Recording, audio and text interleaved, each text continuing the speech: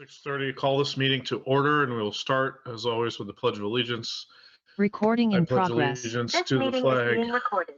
to the United States of America, and to the republic for which it stands, one nation, under God, indivisible, with liberty and justice for all. Okay, welcome everybody this evening. We have a regular Board of Ed meeting followed by a budget workshop, and we will start things off with comments from the audience. Is there anyone who would like to make a comment in the audience this evening?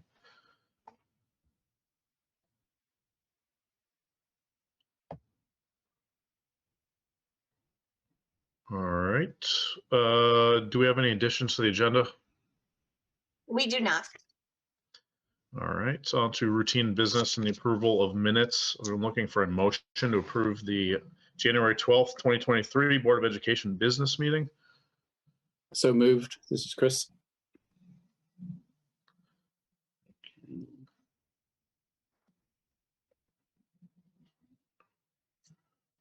I'll second, Rhea. Thank you, Chris and Rhea. Do we have any edits or comments on these minutes?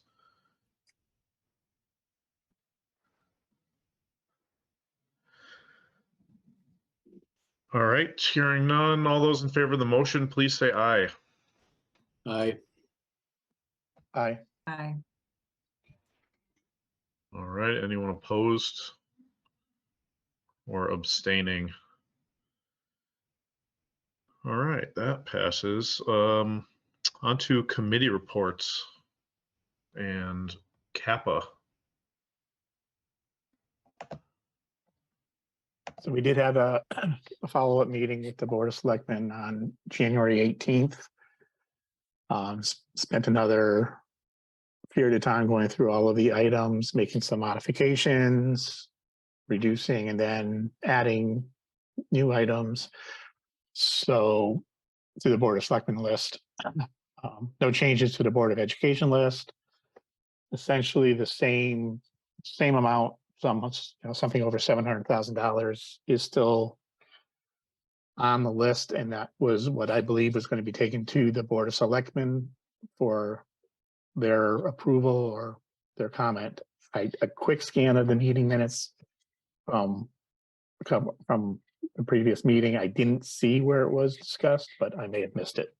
So I don't know if there's been any movement from the Board of Selectmen on the capital list.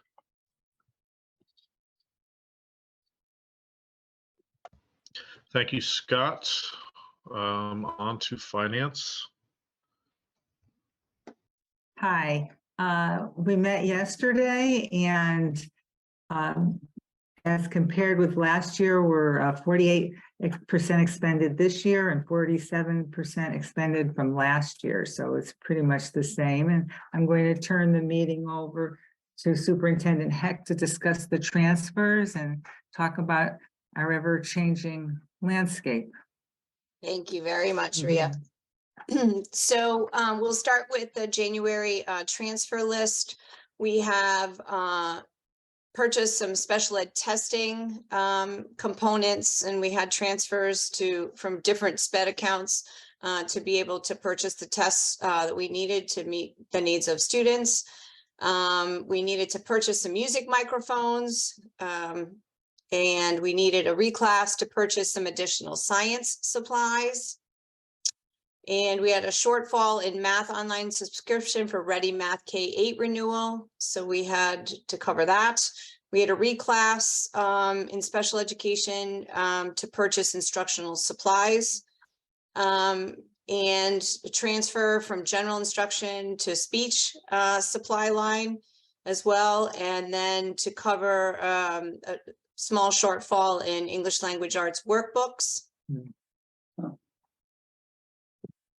And then we needed a reclass to purchase some additional business education instructional supplies and a reclass to purchase tech ed robotic supplies for a MakerBot. As Rhea shared, we are 48% expended. Kasal, if you could go to the last one, please. I just want to call to the board's attention again that, can we go up one to show special education, please? that we remain in deficit spending with regards to special education, still at $251,387. Again, I will just remind the board that this can fluctuate from month to month, and I anticipate we may have some additional fluctuations up or down on this line. And then you will see on the next page that we continue to have a savings in salaries and benefits totaling $212,000. I anticipate that could be more as we get closer to the end of the year, but it's hard to say in terms of sublines and whatever may transpire with staff. So right now we are in deficit spending for $39,387, similar to last month. As I shared with the Board of Finance and the Board of Ed last month, the board will not be in a position to commit any dollars towards next year's budget. It is my hope that we are able to cover the shortfall with current funds without having to ask the Board of Finance for an ask to cover the shortfall in special education, as is our agreement. It is also possible at the end, we may end up being able to return money to the town, but we need to have the year play out. And we still have, a third of the year to go. So that concludes my report there, but we will need a motion to accept the transfers, please. I'd like to make a motion to accept the transfers.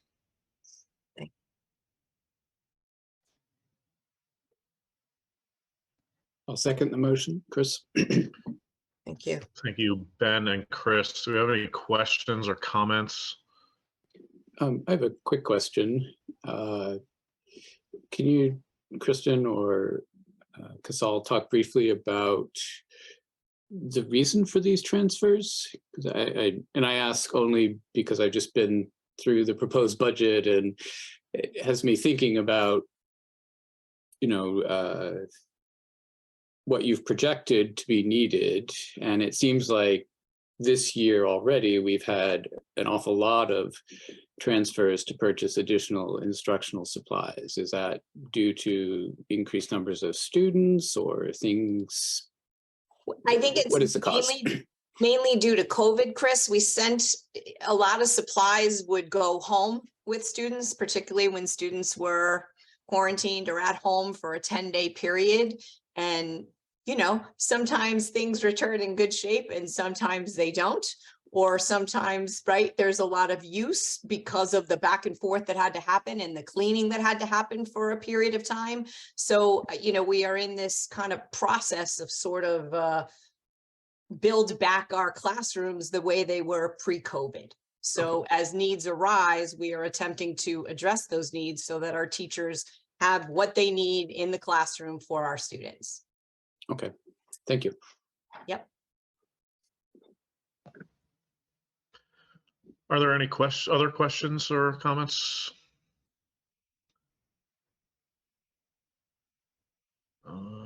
Hearing none, all those in favor of the motion, please say aye. Aye. Aye. Aye. Anyone opposed or abstaining? Okay, those pass as well. On to community meeting. I'm sorry. What was that? Personnel also met, but I didn't have it on the slide. Oh, that's right. Personnel that'll did be meet, and discussed in we'll discuss that in executive session. Okay.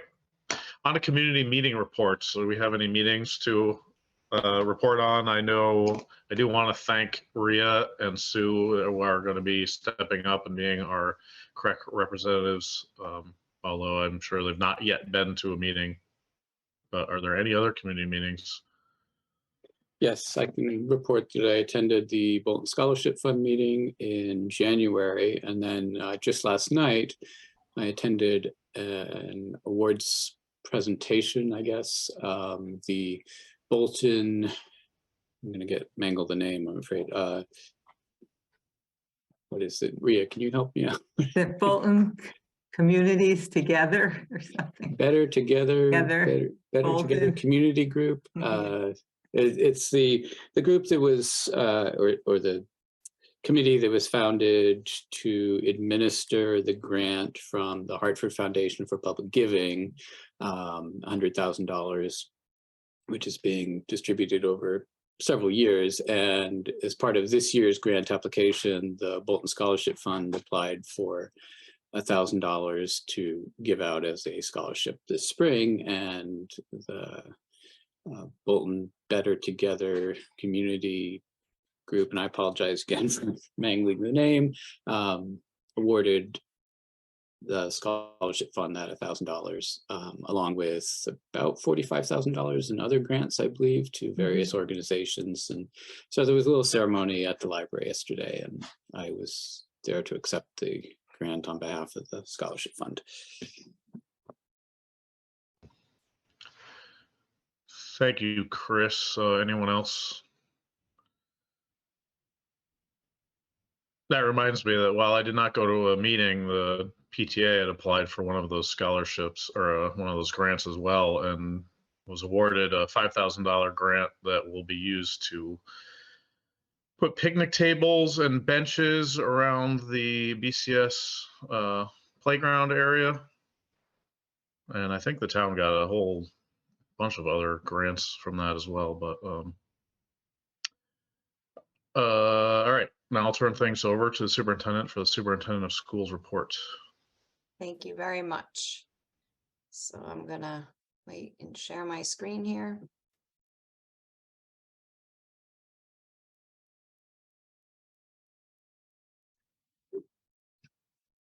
Good evening, everyone. It is nice to see everybody.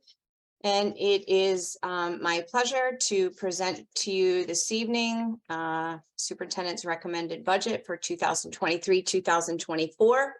Just want to remind everybody that the mission of the Bolton Public Schools is to inspire all students to grow as learners, individuals, and citizens. And right there on the front is our portrait of a graduate that we continue to focus on pre-K to 12. Our belief statements and that quality education is an indispensable community investment in the future of our students and society. It requires commitment, communication, collaboration among the student, family, school, and community. All students have value and the right to an education that meets their academic, physical, and social emotional needs. Students should recognize and value excellence, and high expectations and shared accountability are essential for the success of each student. This is an overview of the recommended expenditure plan for FY24. It is a increase of 6.88%. I have shared with the board previously since last year, as well as with the Board of Finance, that I had anticipated this year that we would see a large budget increase due to a myriad of factors, including cuts that have happened over the years, as well as special education. So you can see here that we spend 2% on regular instruction for all kids, 4% of the overall budget in student support services, 4% for administration and business, 7% for operations, 63% for the salaries of the wonderful people that we employ that make a difference in kids' lives every day, and 20% for the benefits that our staff take. This is the distribution of the increase, and you can see that salaries, benefits, and special education are the driving forces of next year's budget increase. A small uptick in administration and business, in regular instruction, and operations and services. You know, I want to call to the board's attention that the salaries piece is our contractual obligation with the employees that we have today. The benefits, both the town and the Board of Ed have budgeted a 12% increase for health insurance, down from the 14% that we had started at based on a recent update from the state of Connecticut partnership plan. I'm hopeful that that percentage will continue to go down, but We still have some time there and a large increase in special education based on the needs of the students that we have.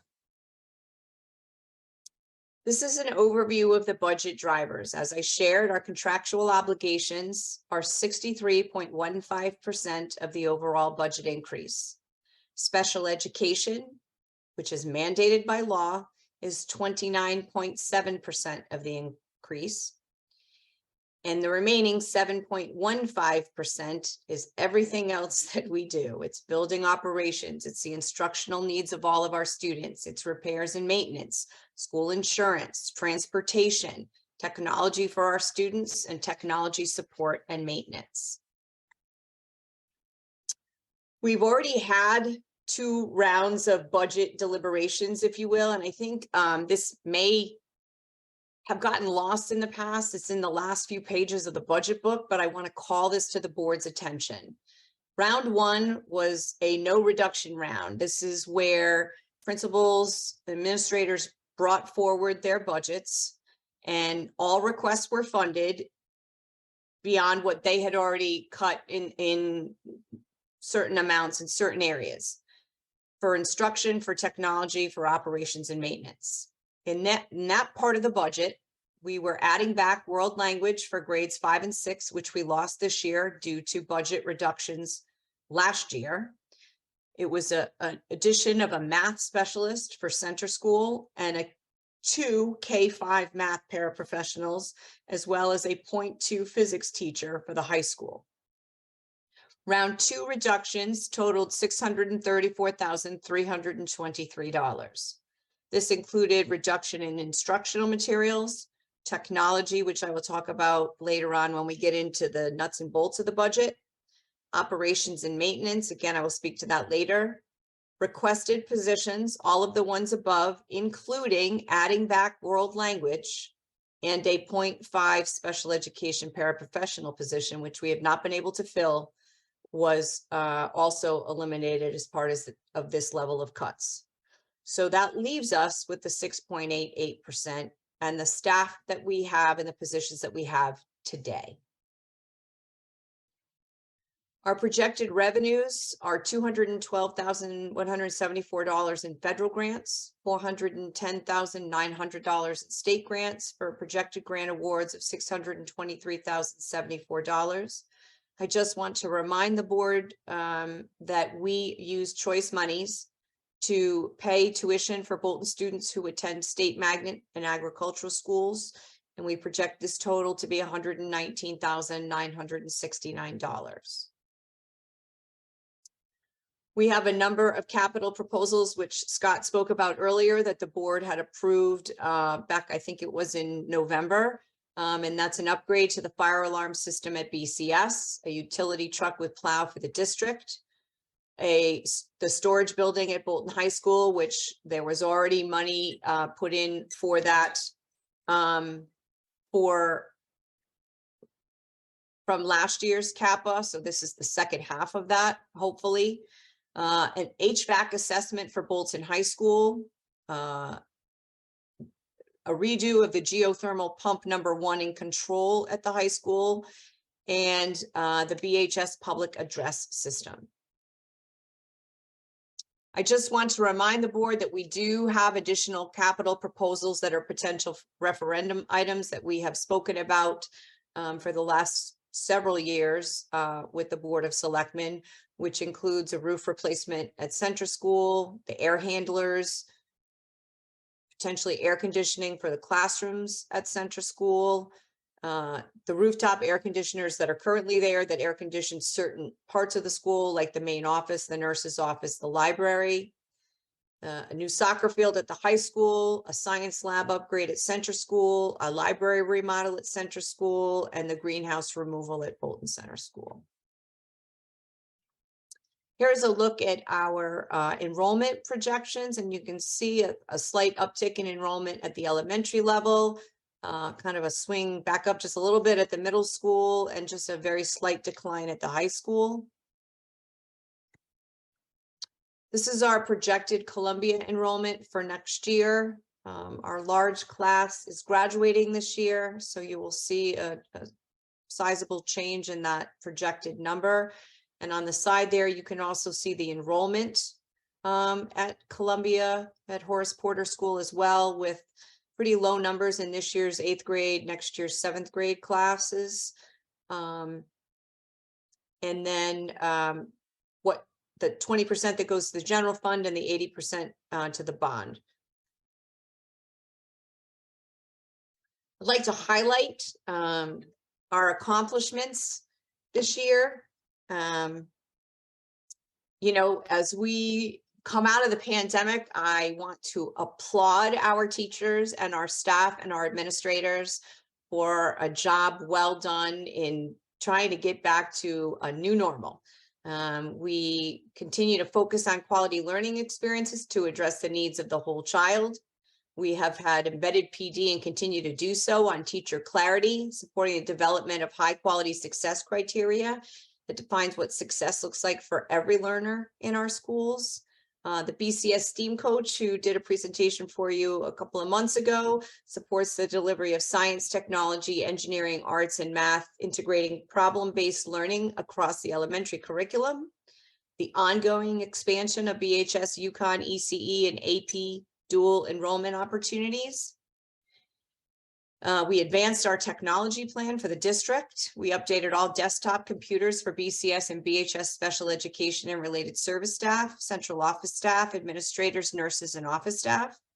We updated technology education and music labs, added a digital photography camera and a large format printer for career and technical education as well as art at the high school, and updated the middle school computer lab and added technology for STEM activities at BCS.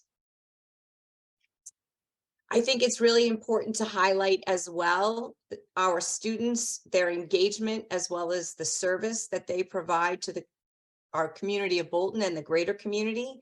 We have 53 students who are earning college credit through UConn's ECE partnership. We have 115 students who are eligible to earn credit in one or more of the 10 AP courses. We have 334 college applications that were generated this year.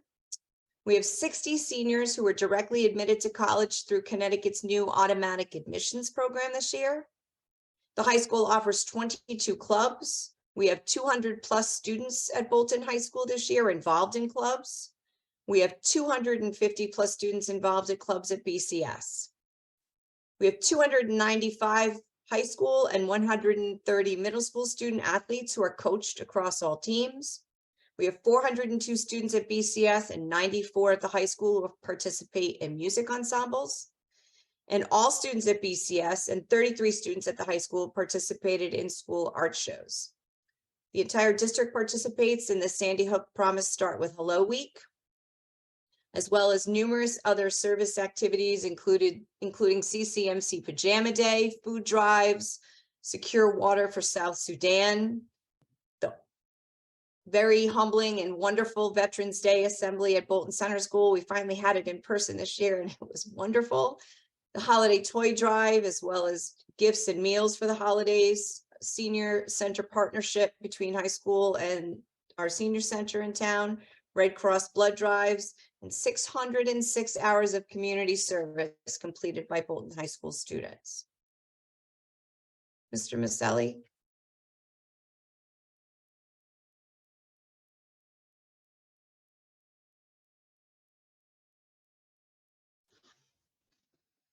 Just give us 1 sec.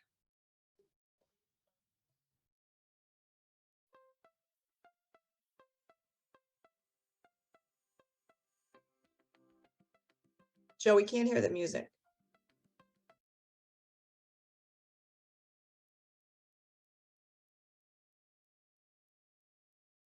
I'm not sure what's wrong. Give me a second. Okay.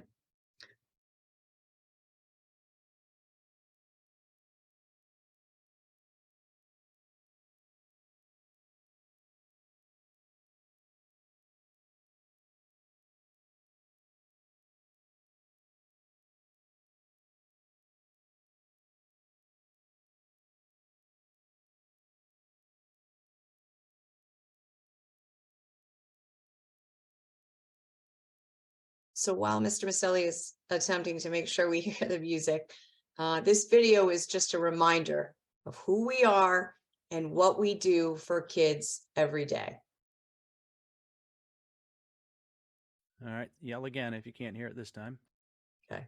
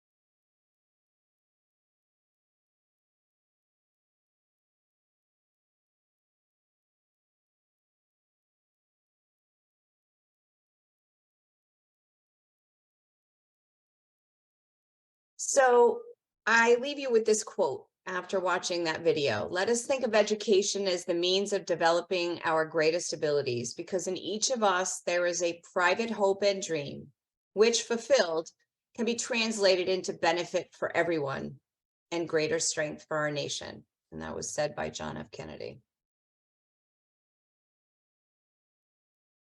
I don't know why I can't advance my slide here.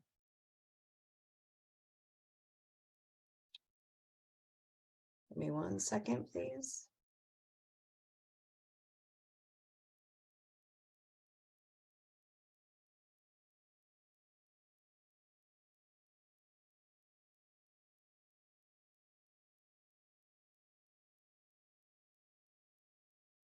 And that concludes my presentation.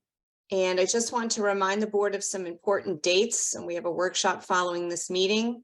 We have another workshop on February 23rd. The budget is due to the Board of Finance by March 15th, and the Board of Ed will be presenting to the Board of Finance on March 16th. And that concludes my presentation. Thank you.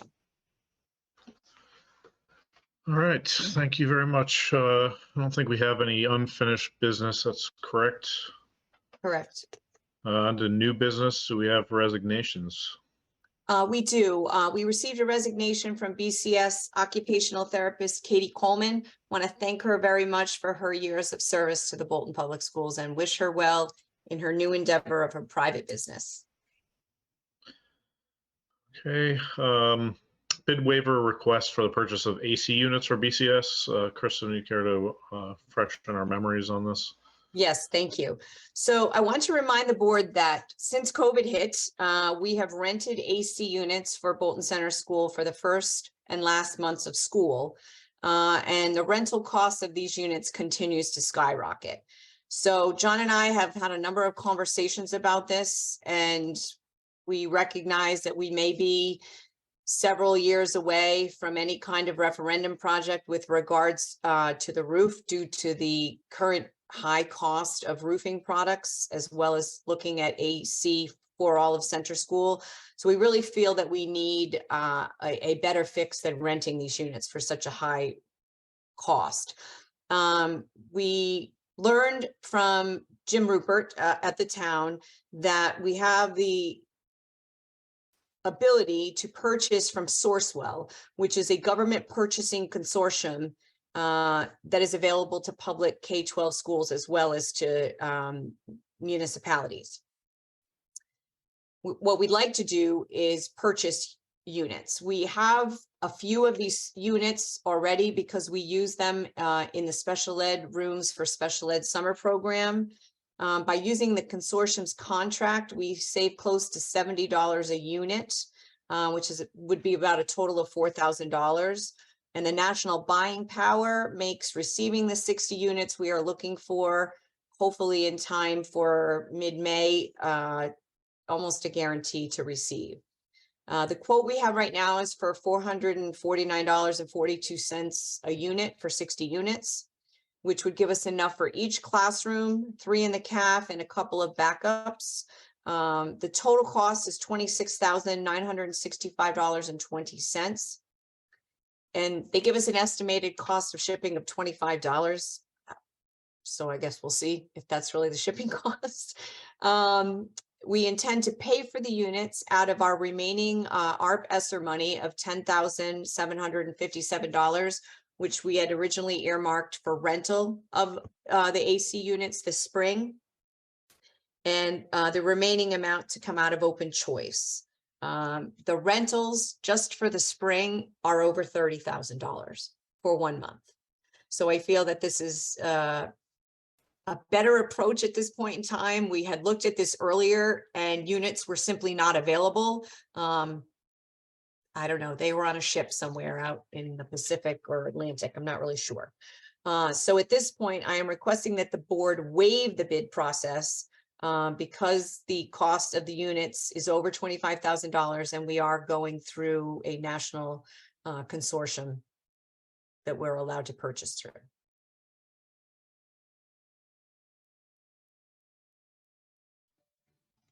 Make a I motion to waive the bid. I'll second. Thank you, Ben and Scott. Any questions or comments about these AC units or the waiver request?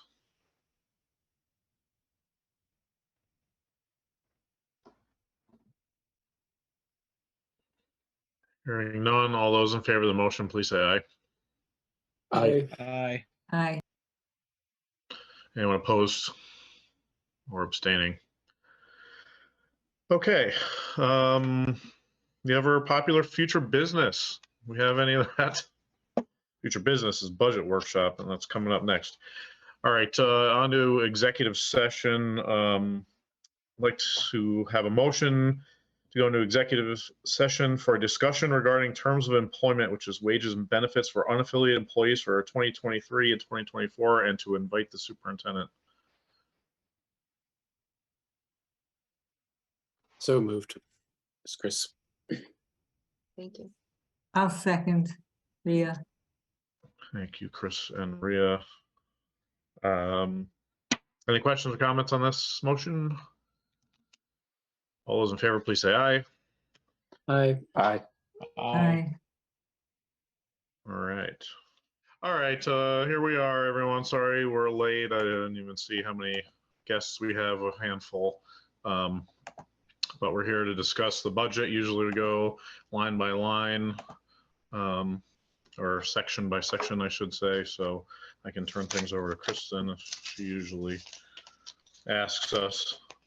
No presentation here, just questions, and we all have had a couple of weeks to review our budget, or 2 weekends, I should say, and we have, as usual, a very comprehensive question and answer sheet that the superintendent has provided us, which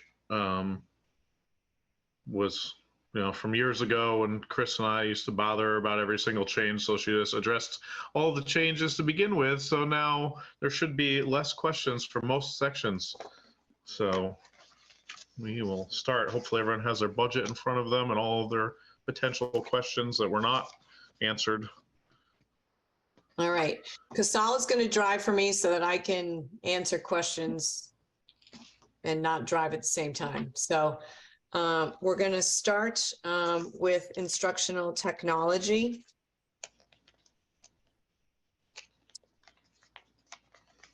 Okay, so you got to give me a second. I got to send the link to Diana. Hang on, please. I'm sorry. She can't get in.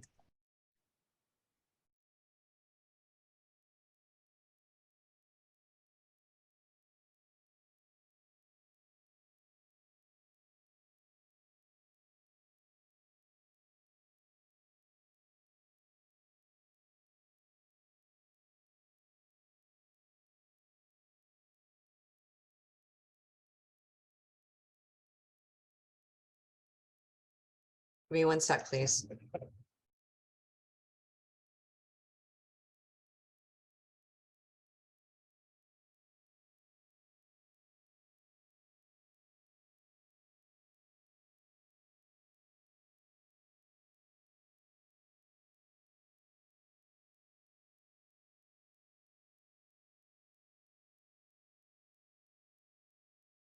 Okay. All right, she's hopping on. Questions about instructional technology.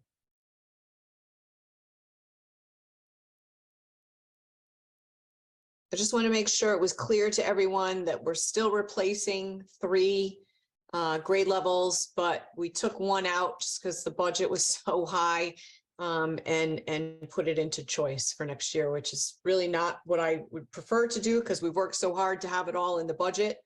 But I think for next year, it's just something that we need to do. All right, hearing no questions, we're going to go on the next page. Art, any questions on art? I mean, it's an $84 increase overall. All right, hearing none, I'm going to keep going. English language arts. I will share with you, originally, we had additional monies in this budget for potentially monies to go towards a new, at least K-3 program for next year. With regards to the reading programs that are being required by the state, we are going to ask for a waiver. I have no idea if it's going to be granted. If it's not, we're then going to ask for a 1-year extension. So in the meantime, as we have shared previously, we are piloting 2 of the programs and beginning to gather feedback from teachers and students about it. So that's sort of a stay tuned. More information will be forthcoming at another board meeting.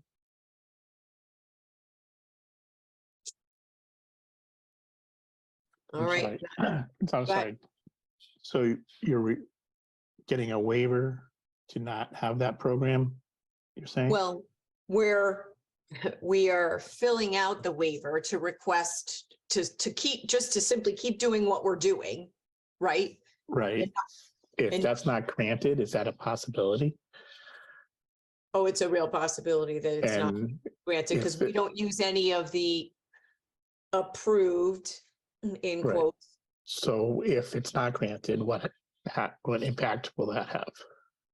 On next year's budget, I don't believe that it will have an impact because what will happen, at least from my understanding right now, is that if that's the case, we can then ask for a 1-year reprieve, if you will, for implementation the Oh, so following. that's two different things. Okay. Yeah.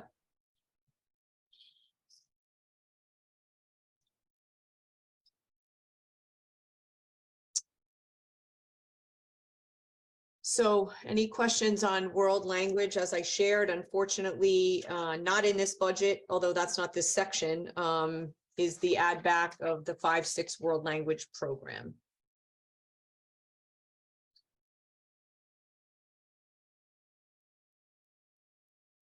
All right, hearing none. Computer instruction.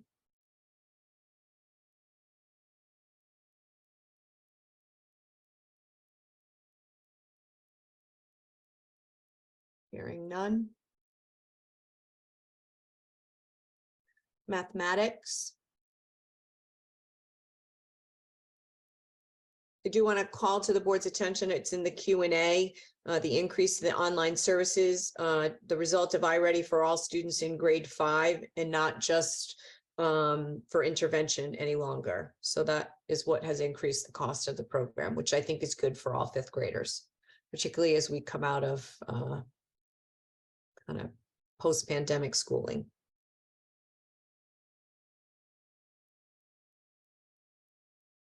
Okay, moving on to science.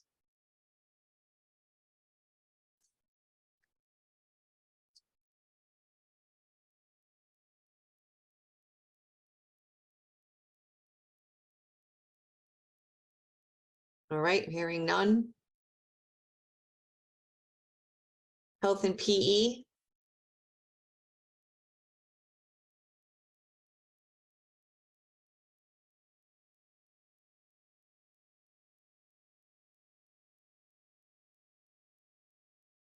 All right, hearing none.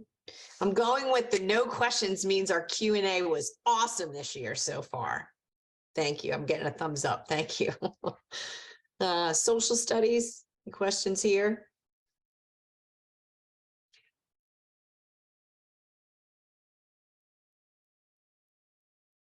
All right, hearing none.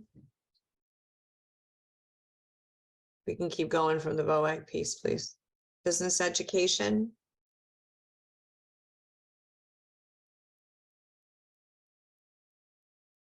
Just as a reminder, the decrease to the online services is a result of the simulation software, personal finance and retailing. We will be in year 2 of a 3-year license, so we'll be seeing this in another year.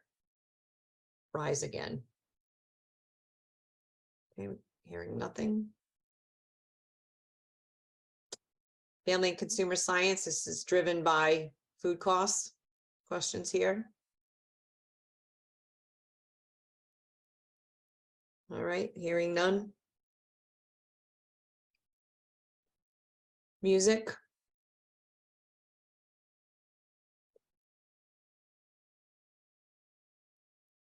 Okay, hearing none. Technology education.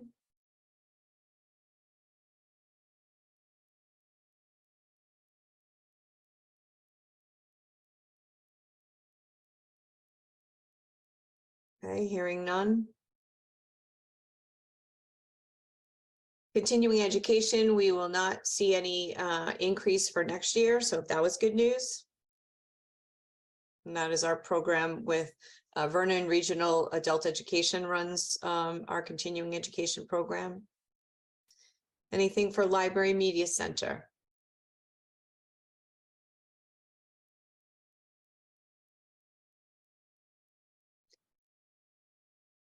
Okay, hearing none. Athletics.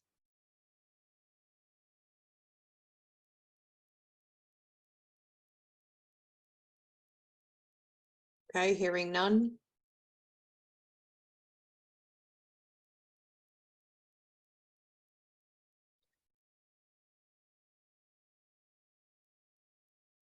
Okay, special education. Chris, I have a few questions. Can you talk a little bit about the due process hearings? How many is the district currently engaged in? And on average, how many such hearings have we had in, say, the last 10 years? And what is the average cost to us for any given hearing? so I'm going to let Beth answer some of those questions. It can fluctuate from year to year. I mean, we could go years without having any, and then we could have 5 in a year. It all depends. And as I shared in my Q&A with regards to that piece, I'm looking for my Q&A part on that. Give me 1 second.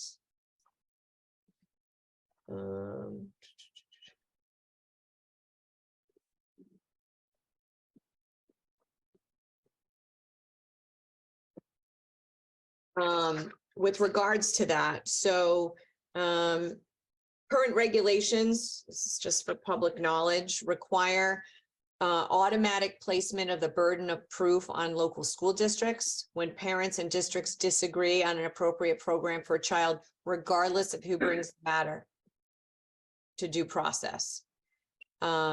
This places an undue burden on districts for a number of years now. In fact, since I've been a superintendent, and I think before I was a superintendent, superintendents across the state have been lobbying the legislature to change this. The United States Supreme Court has ruled that the burden of proof in special education due process cases can be assigned to the party that brings the case forward. In Connecticut, which is only one of 5 states in the United States, Connecticut does not assign the burden to that party, and as a result, the cost goes directly to the district. So if a parent brings forth a due process hearing, the parents don't pay for it, the district does, regardless of the outcome. And parents or school districts may file for due process hearing on any matter relating to proposal or refusal to initiate or change the identification of a child, evaluation of a child, educational placement of a child, or the provision of FAPE, which is free and appropriate education to a child. And now I'm going to ask Beth to speak about how many we've had this year thus far, Beth. So right now, we're in our first full hearing, but we did begin to go to hearing for another one. So there were legal fees incurred for that, but we were able to not go into a full hearing, but there are still legal fees. And as Kristen said, we've had many years since we've been here that we have had no due process hearings, and usually mediations, because mediation is also a part of the due process.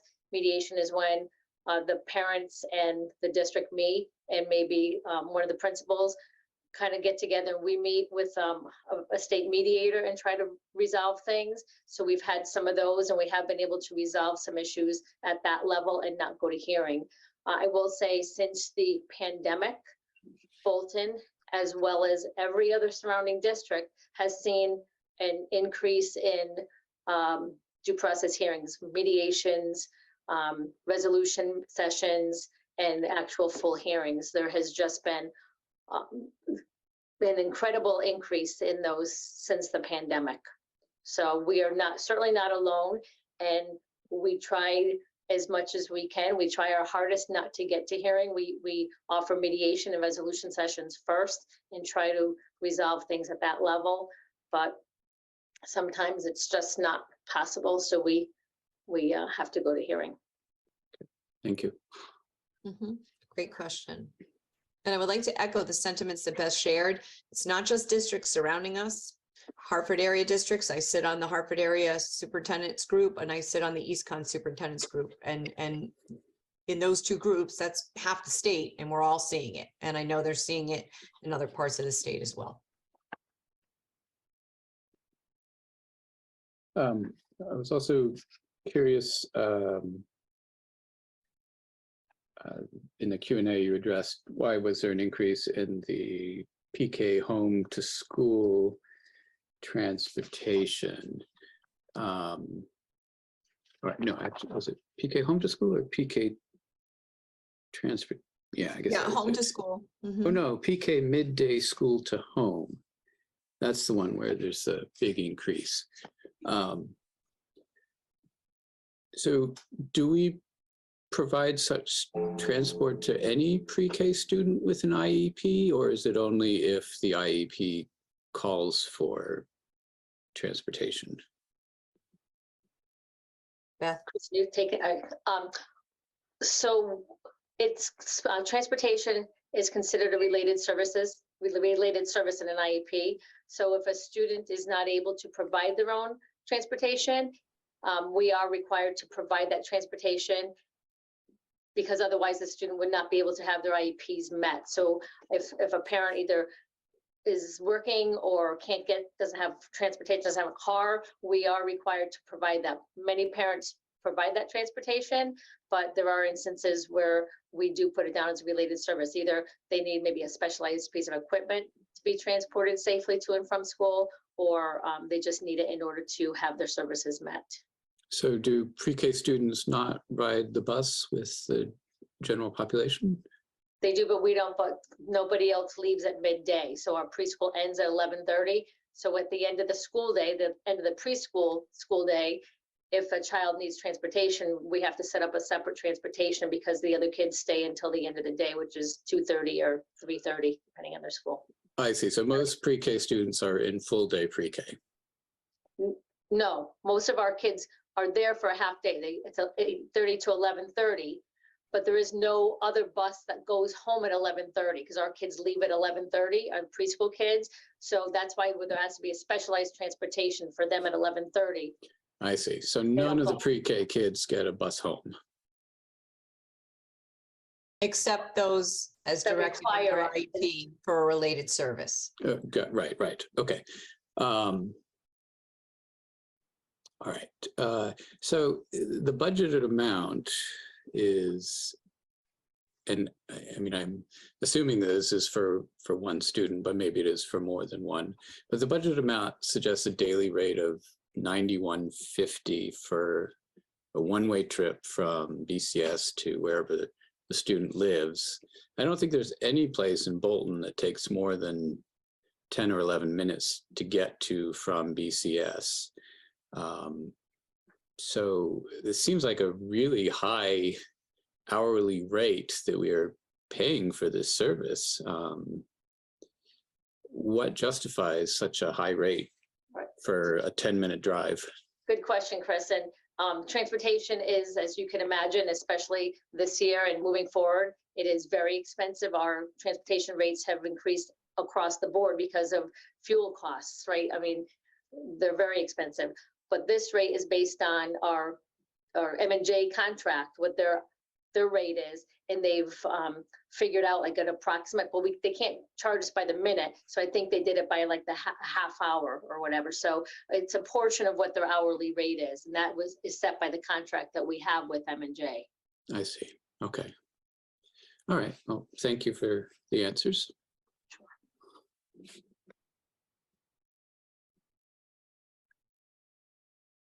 Other questions on special ed?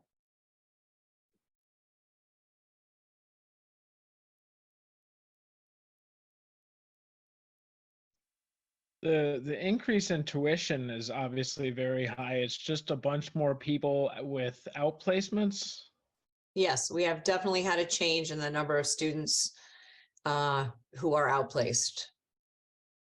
Correct. Gotcha. And I just want to remind the board, right? Not only, right, if a program changes for a student who currently lives here, who maybe previously didn't require an outplacement, but maybe some things have changed for the student, that would be one way in an IEP that would direct an outplacement.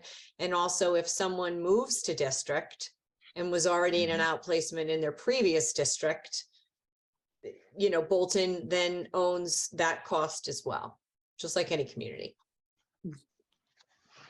Thank you. Thank you. Good question. Yeah, that really hurts our transportation costs as well. Correct. This is frustrating, I'm sure, to all of us, because this is the one that's hurting us the most and that we can do the least about. Correct. We do, just so you know, Andrew, and that's a good point. Kristen, can I interject? Yes, please. For all the outplacements, whenever we have an outplacement, either one that we're recommending or one that we've inherited, we always try to do a ride share. So our bus company is really great about looking to see if there's another student from a nearby district or somewhere partway to the outplacement that we can do a ride share with. So in the past, we have been able to do that, and that's always something that we look for when making the placements. Thank you. Thank you, Beth. Other questions on special ed?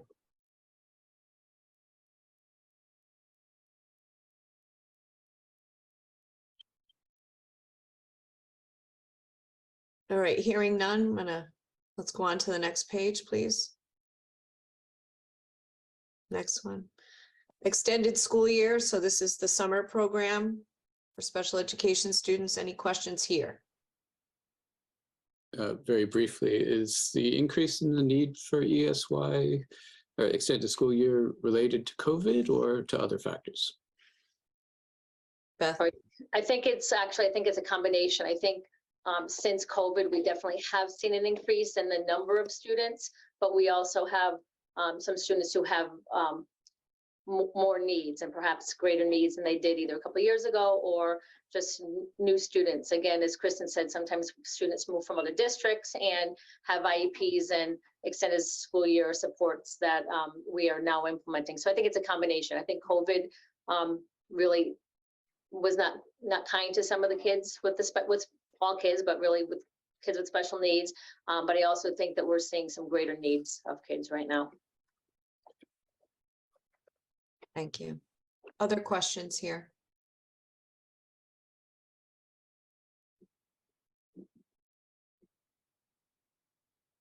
Okay, hearing none. No change in tutorial homebound instruction. I mean, that's just a guess for us every year. Social work.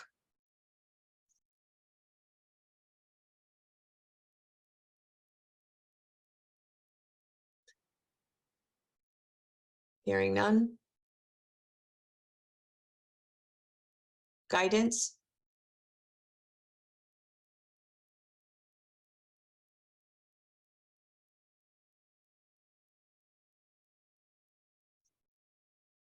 Okay, hearing none.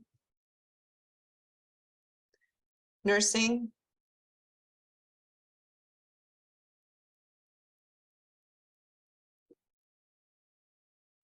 Hearing none. Psychological services.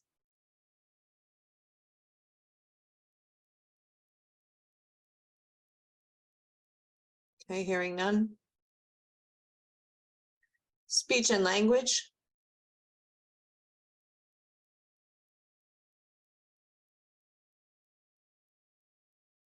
Okay, hearing none. Program improvement and evaluation. Chris? Okay, so I think this is the only place where I saw in service. I know at our July 14th meeting last year, we had to cut $28,000 from the professional development in service budget. Is all of that, or did all of that come from this program, or is it spread out among multiple programs? In other words, are we only getting back approximately $9,000 of what used to be a $28,000 budget item? Casal? I'm sorry, Chris, I didn't mean to cut All you the off. budget, it's this budget. All Right. the in-service is here. So that is where the $28,000 cut Correct. in July Correct. came from? Yes. Okay. So what sort of impact is that going to have on our staff if we had to cut $28,000 from our current year budget and we're only able to build back in approximately $9,000? Well, yeah. Although, So, hold on, I guess I'm confused because the previous year, it says 2023 had a in-service budget of 12,000. because in the end, that was what was the That was final what- budget. So it was initially 40,000 last year? Because Seems awfully high. Yeah, I'll look that up. Well, let me look that up on the, give me a second here, please.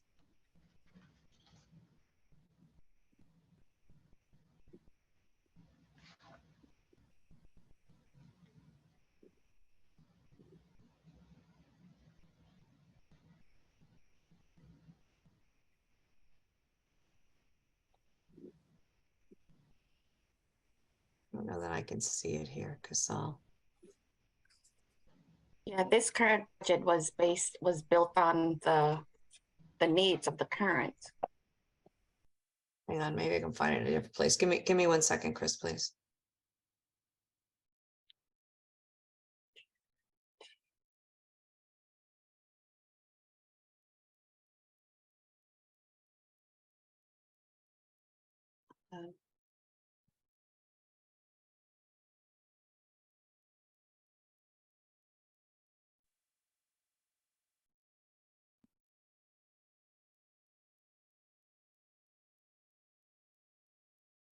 Okay, yeah, I actually looked it up in last year's budget and it was, the proposal was for $40,060.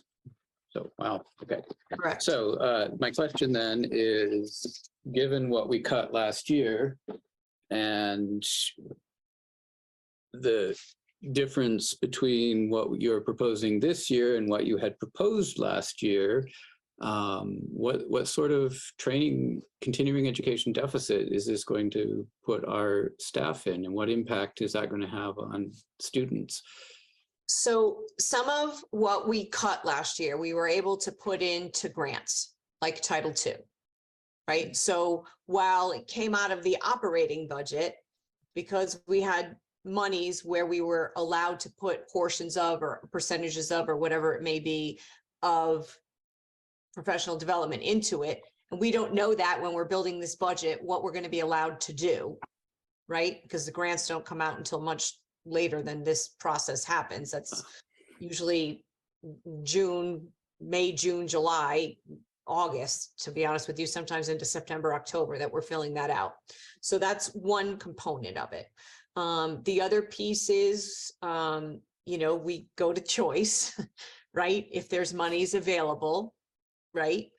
We always try to put some money in choice, sort of as a backup, because things always kind of pop up that, wow, we just discovered this is a need, right? We're in the middle of looking at reading programs. Okay, now maybe we really do want to move forward with something, or like the Sunday spelling, like there's another perfect example, right? So things like that. So what you see before you is simply what teachers requested that they think they might need. It isn't anything that we have put forward in terms of PD for a new reading program, which in the end, if we, for whatever reason, end up doing that, we're certainly going to have to come up with money for that. And it would have to be out of title monies and or choice. So it's hard to say, right? And the other piece is during COVID, every single PD very quickly learned to go virtual, right? And so people weren't going places, right? So this is the first year in quite a number of years that we're going to go to the Great Schools Partnership Conference, and we're sending staff to that in a couple of weeks. Well, that didn't cost us any money this year because we weren't able to use up what we had put forward last year. So they held it like as a kind of a holdover for us so people could go for free this year. Well, that won't be the case next year, but maybe we don't need to go next year. So it's it's a great question and super hard to answer because things come up that we cannot anticipate. Correct. And there was about a little over $20,000 was Great Schools Partnership, just for your reference.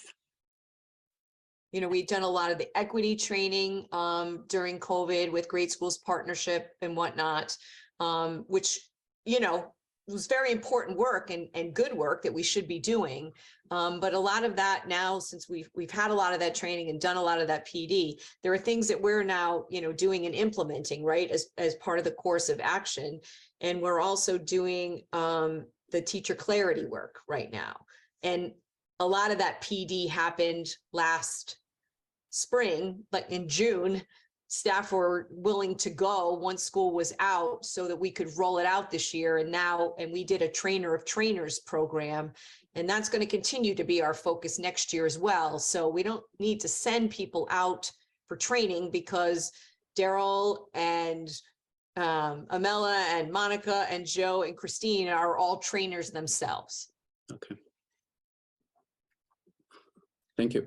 So hopefully that answered your question. Yep.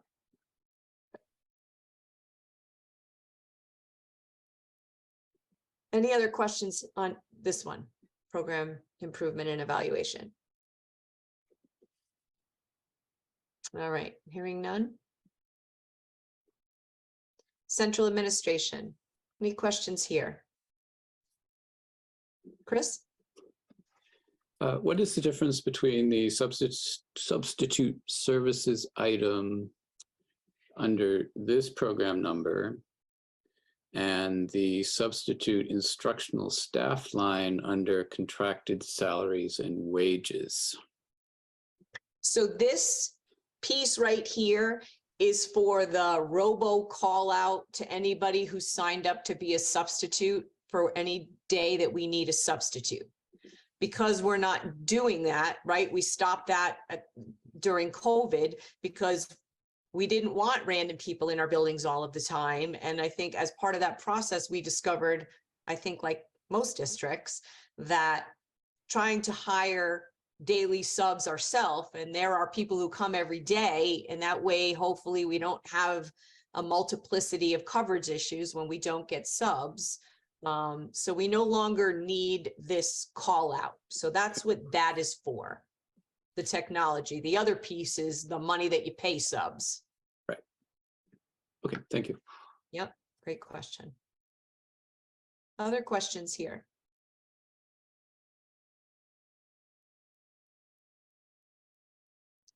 Okay, hearing none. School insurance. Chris? So is the workers' comp and property general liability insurance a policy that is exclusive to Bolton Public Schools, or is it something we enter into in conjunction with the town? In conjunction with the town. Okay.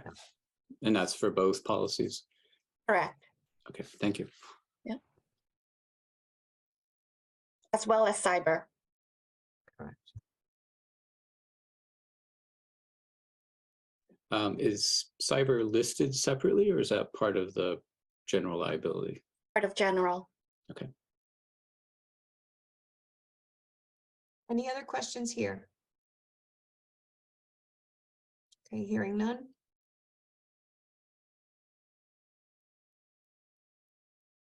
Questions on building administration?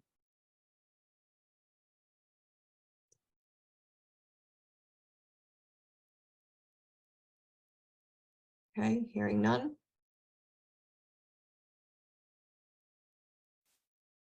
Fiscal services?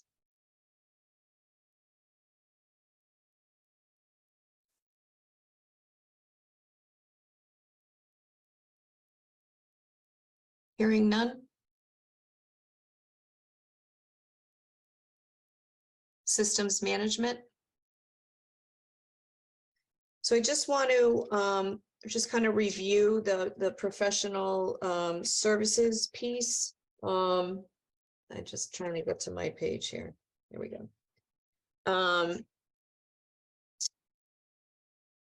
We are looking to transition to new IT support to better meet the needs, both the town and the school district. The new vendor projected cost is $218,017, which is an increase of $19,345 in the operating budget. However, this year we had to enlist additional services through EastCon, which were needed for student information management and software management services, which were not budgeted for in this operating budget. And they had to be paid out of choice for this year.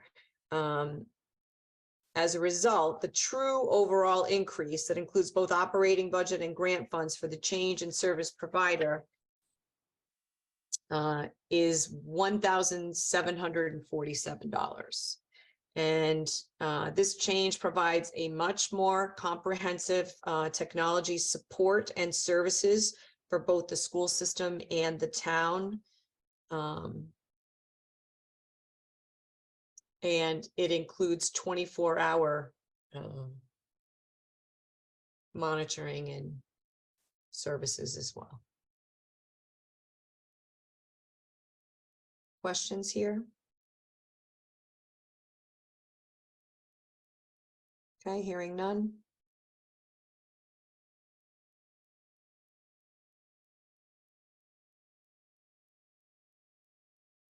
Questions here? Chris? How many in-house subs do we currently, or will this budget support? 6. 6, okay. And are those considered to be full-time employees? Do they receive benefits? They do not receive benefits.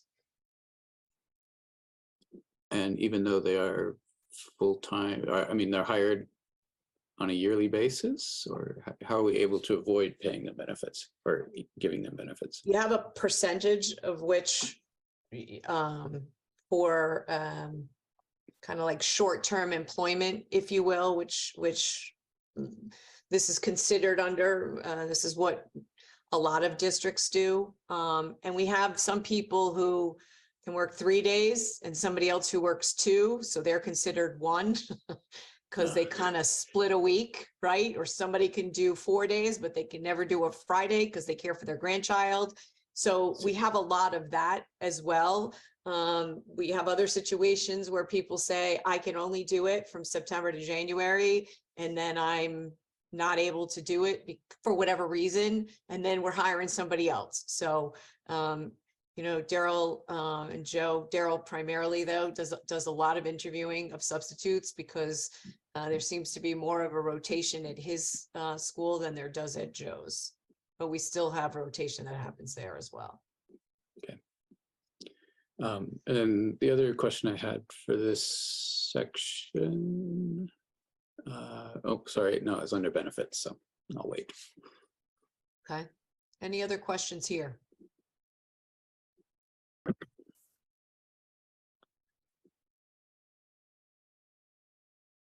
Okay, hearing none. Benefits? So about the health insurance, are you soliciting bids? Just to We are compare? not. No, I just want to remind everybody that this will be year 2, 3 of 3. I got to think about this now. Last year was yes. So we'll pay a penalty if we come out, and we knew that going into, I just want to remind everybody, we knew that going into the state partnership plan. That is one of the components of it. You know, I will share initially, they said budget 10 to 12%. Jim and I, Casal and Jill spoke, we felt more secure budgeting at 14% based on what happened last year when trends did not go well, because they do not have to give us a not to exceed number, which is what you get with private insurance. Then there was a meeting a few weeks ago where they said, oh, we think you can do 8 to 10%. Jim and I again spoke. We feel more comfortable being at 12% right now. And as we get a few more months out, maybe we can reduce that number. I'm sure hopeful that we can, because it seemed like claims seem to be going in the right direction for the overall state partnership plan. But again, you know, it's rolling the dice. I will share with you, if we went out to bid, we would be looking at a much higher number right now. Based on our Experience. claims history for both the school side and the town side. Okay. Excuse me, can we go back one page? Sure. So on the salaries that just below this chart, you have the additional salaries that are funded by grants. And Yes. so I was wondering, from last year to this year, have any of those that were in that category moved up into our budgeted ones that would somewhat explain some of the, or add to the increase? Or is it been a steady, those positions were covered last year? And they're It's still covered steady. this year? It's pretty steady. It'll be off by a little bit here and there, but not significant. All right, so it's an apples to apples on that one. above Correct. it, It's pretty close to apples to apples. with the except that this one is fully staffed, anticipated to be fully staffed next year. Correct. So Correct. so it's like, we know what they were hired at. Okay, Right. thank you. Thank you. I'm just looking up last year's budget. We had 4.7 FTE in choice monies, choice and Yep. chef and Title I. Correct. So it's These 4.9 numbers, now. these numbers can change depending on how much we get. As So well if as we how get a much- little bit less, then, there's going to be a little bit less FTEs and the general fund will have to eat a little bit more. Or sometimes the grant is a little bit more and so it goes the other way. Right, Gotcha. okay, That's why I say it's a little, it's, for our purposes, it's close. We're not off by 1 FTE or by a significant FTE. It's, I just know that in past years, we were trying to wean certain salaries off of that, Correct. and Which now we we're did. kind of, right, okay. Yeah, we definitely did that a few years back, probably 3 years back. And it's a good thing we did, right? Because we have less choice Right. monies than we've had in the past, due to less students, taking seats. Yeah, thank you. Yeah, good question, both of you. Thank you. Anything else on benefits?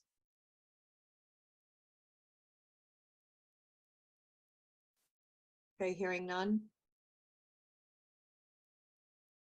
Operations and maintenance, questions?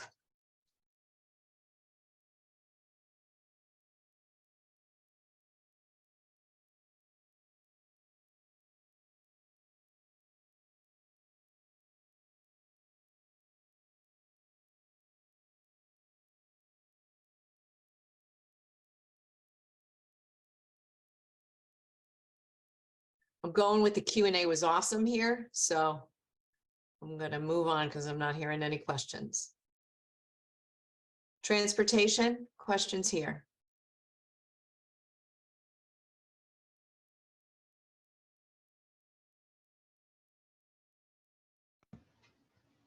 How many more years does our bus contract run for? This is year. I have that 2, somewhere. maybe?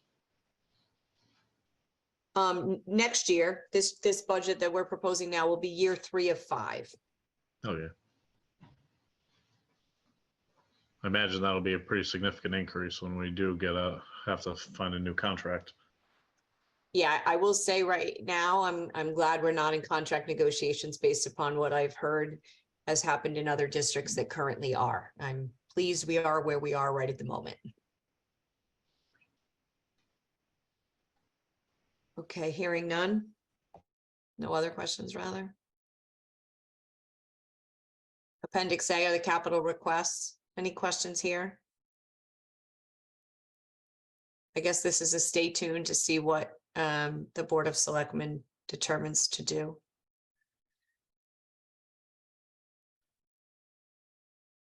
Appendix B, this is what I talked about in my I'm sorry, Kristen, I was on mute.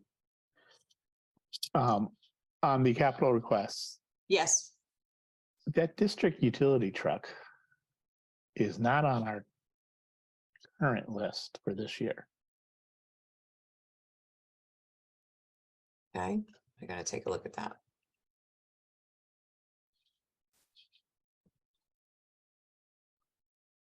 Give me 1 second, please.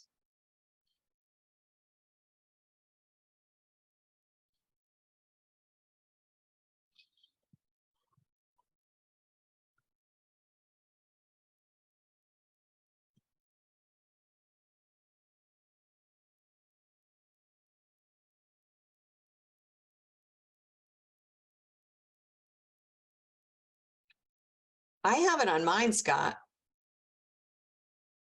I have it on the one I gave to everybody.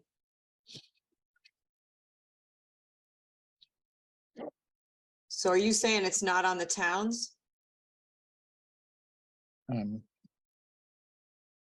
not on my spreadsheet.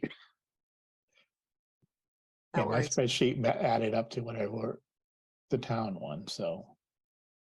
All right, I will ask John to check on that tomorrow with Jim Rupert. And I I will, recall having that on the list that we approved as a board.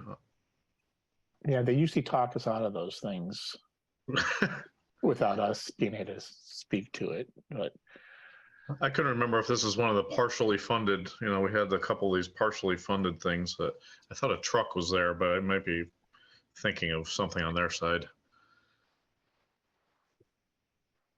yeah, I'm gonna have to, I'm I'm gonna try, let me try right Yes. now, see if I can dig into my Kappa information as well. Give me 1 sec, please.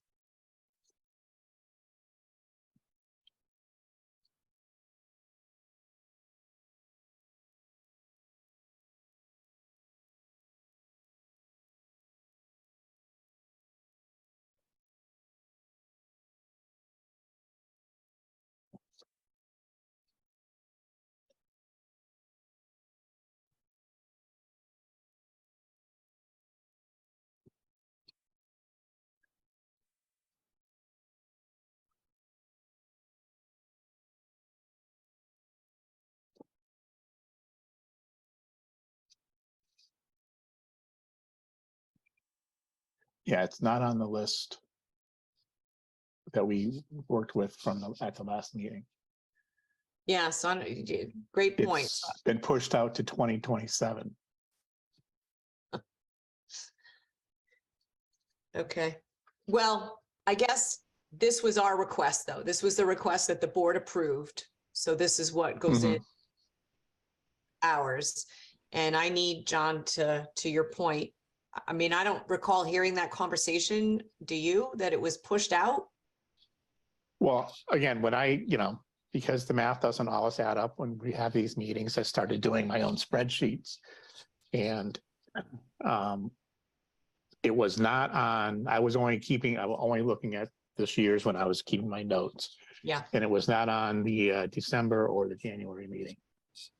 okay. I'm gonna ask John to check on that with Jim Rupert tomorrow. So I can't tell you what negotiations pushed it out, but. Yeah, I hear you. Okay. Okay, but regardless, I thank you for bringing that up because I will be checking on that tomorrow and I will share what I learned once I have some information with everybody. But this stays as is because that was our request. Okay. But thank you for bringing that to my attention. I appreciate it. Okay, next. So again, this is the summary of the various reductions, and I'm disappointed that I was unable to add in the world language for 5th and 6th grade for sure.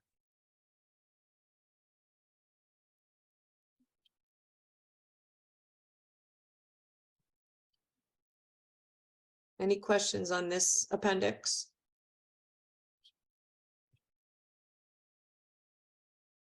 The one thing I want to share, maybe while you're looking at this, is there is a bill, it's House Bill 5003, that seems to have gained a lot of traction, although it was not part of the governor's budget. But I do think that there seems to be bipartisan, a lot of interest in adjusting how the state finances education for their quote unquote portion of things.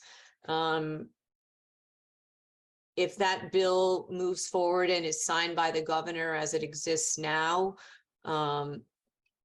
it wouldn't go into effect until the 24-25 school year, at which point the town of Bolton stands to get $49,000 plus more in ECS monies, as well as we would no longer have to pay tuition for students who attend magnet and VOAG schools. There's a set way that the state would be taking care of that as well. So that would free up, you know, some choice monies potentially, if we continue to have choice students, you know, choose to come. But again, that's not till 2024-25, and there's still a long session left to go before that makes its way through. But like I said, there is a lot of bipartisan support for it because it creates better predictability in funding, I think, and a more fair system for all. So on the excess cost grant for the special ed placements, that 128, is that a response to is that anticipated next year, a response to what we're working through this year? Correct. Because there's a huge difference from what it was last year. Correct. Right. So it is based on this year's situation that we're anticipating that money next year? Well, it's Or are we based, anticipating that we're going to have the same expenses next year and that's what we expect to get? it's based on the expenses that we have in the budget. And for those students that Okay. meet the threshold and go beyond, so those would be outplacements, because we have more of those. Right. So, okay. So it's based on this year's experience. That's on all parts of this budget for next year. Mhm. But so the added costs that we're incurring this year, It's reflected here in this number. well, but is that the number that we were budgeting for this year's budget, fiscal year 23, which was only $10,000? Is that will that go up automatically to offset our costs? Well, it doesn't go up automatically. If we have students who exceed the threshold at various points in the year when the payment comes out, then we could potentially see more excess cost reimbursement. Okay. But like if a kid goes out for an outplacement December 1st, or let's say January 1st, they may get really close to that number, but they don't go over the threshold, and therefore we don't get any excess cost. Thank you. Great question, though. Thank you. Other questions here?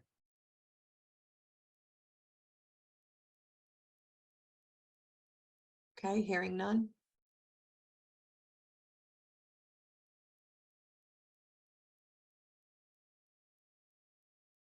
Casal? Okay.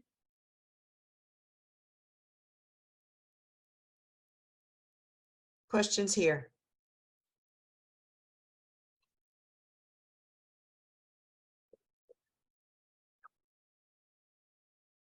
Kristen, does the estimated open choice grant,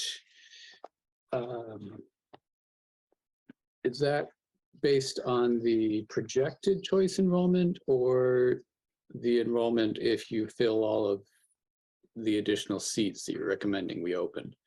No, it's just based on the number that we know we have today, Okay. that we anticipate being with us again next year.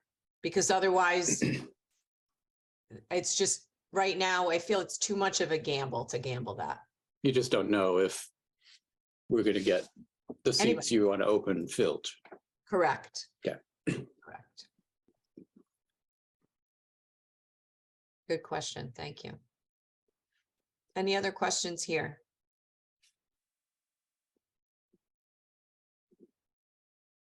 Okay, hearing none.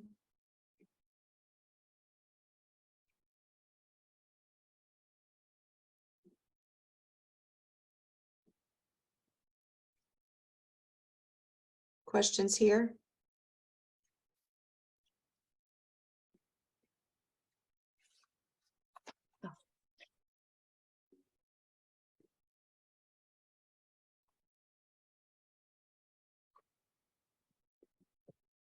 Okay, hearing none.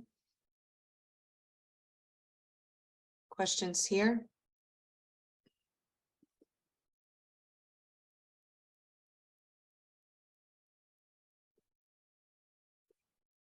All right, hearing none. Now I'd like to show you the projected budget for grants.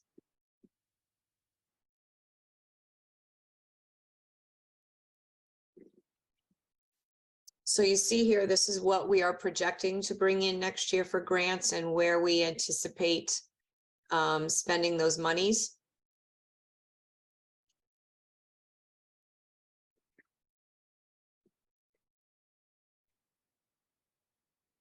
And just a reminder that the federal grants are usually a 2-year award period and state grants are awarded each year.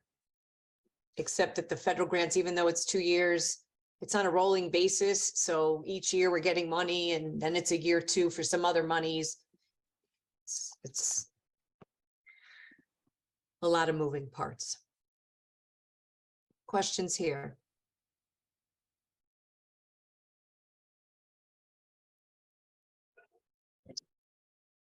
Okay, hearing none.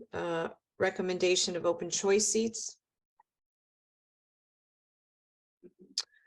So after speaking with Daryl and Joe, recommending 6 seats in kindergarten, 2 in grade 1 and 2 in grade 2, and 6 seats in grade 9.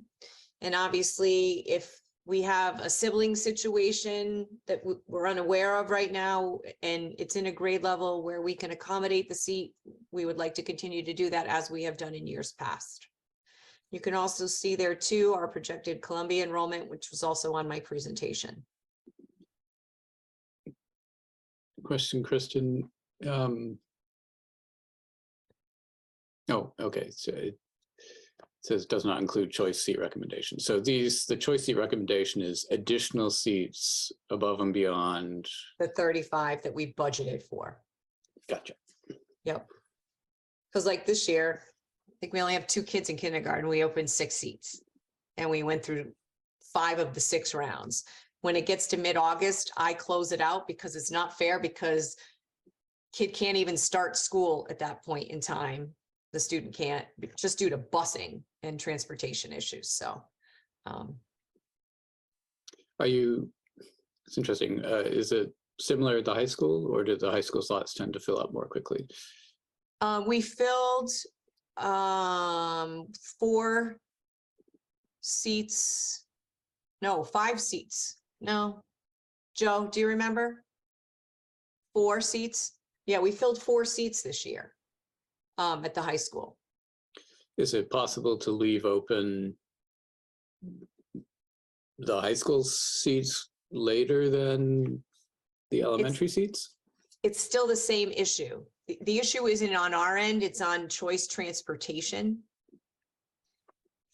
And so the later, and they've been, I hope they're looking at this, like how to solve that problem, right? Like when they go into the 6th round and it's the 4th week in August, you know, I can't have a kid missing 2 weeks of school Right. freshman year, right? Like that's, Okay. yeah, it just can't, it just doesn't work. And to be honest with you, I'm not sure how many seats they're filling by that late round anyway, anywhere for any district. Okay, then if we want to go to new and enhanced stipend requests. I think I have that. So why don't we stay here? Let's stay here. This is the technology replacement cycle that was shared with you at the last board meeting. And this is with regards to, this is not student Chromebooks, right? That's a different piece, but we just wanted to have this out there. I don't think, actually, I take that back. We shared the student Chromebook replacement cycle, did not share this at the last meeting.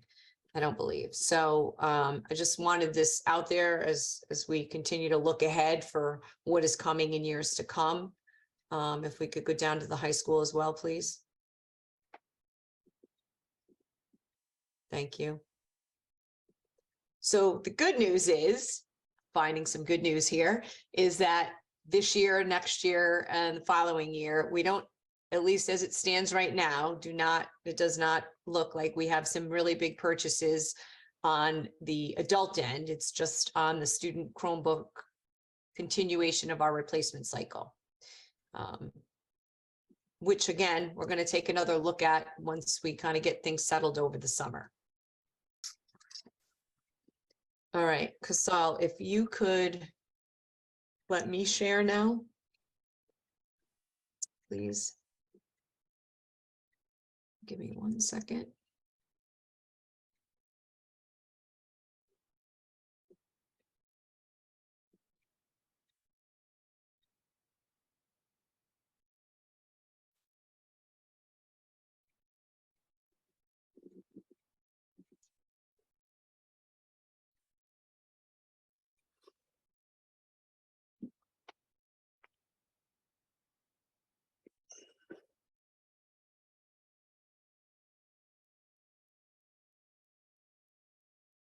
Everybody see that okay? So we have 2 requests that made it to my level. I just want to remind everybody of the process per the teacher's contract. There is a stipend committee that reviews stipend requests, that also includes administration on that group. And these were the 2 that got moved forward. Anytime a new stipend comes forward, the stipend committee always likes to see that somebody has tried that for at least a year to see if it's been successful, and then move it forward for a paid position. So there was a request to enhance the BCS computer coordinator from 2 to 3 points. There's a lot more to that position these days, with a lot of Chromebooks at Bolton Center School, and I felt that this was, as did the stipend committee, an appropriate increase. And then 1 new ad, which was the BCS Invention Convention Coordinator.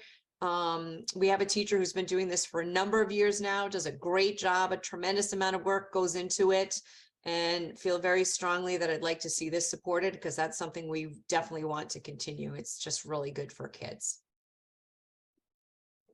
Question about these stipend positions. So these these are new, you're saying? The Or- computer coordinator is or not, they're- it's just an oh, increase. Yep. Right. They're And both- invention convention's been going on for a number of years. It just didn't So have, these are the only increases to stipends this year. correct, for a total of $1,858. Did any stipends get removed from this year's budget? I know None have that been there's, removed, but there were several that were denied. If you can see those here at the bottom of my list, which was chess club, elementary book club, volleyball clinic coordinator, and an ELS district coordinator. Those were all denied. Were there also contractual increases to the stipend amount? Correct. That is part of the teacher's contract. And that ends up being in that stipend column in their contract, which I can send that out to everybody tomorrow, just so you can see what that is. But it's going to be in line with the overall salary increase for the teachers, right? Yeah, it's If not I a remember correctly. percentage. It's just $1. If you recall, Oh, there's okay. like $1. I think it's like, I can look it up right now real quick. So let me stop sharing here for 1 quick second.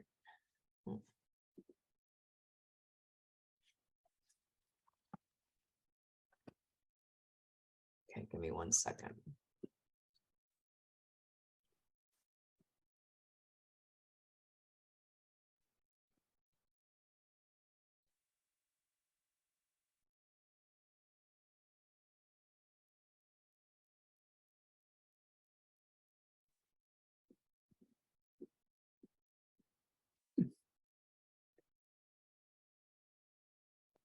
It can't have been very big of an increase because the budget shows actually a decrease in that line.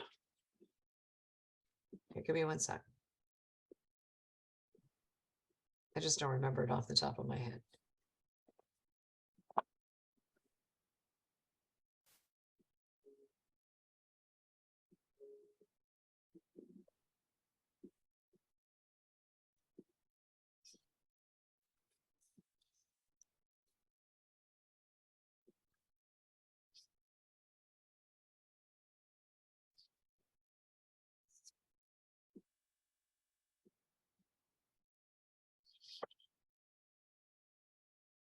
I don't know why this isn't opening.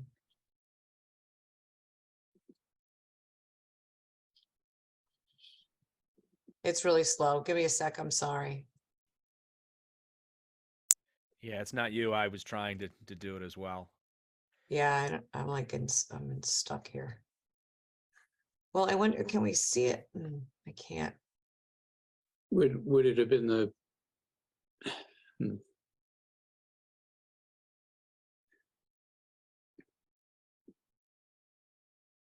I believe it's on that sheet, 457 to 462. Yeah. Right, so.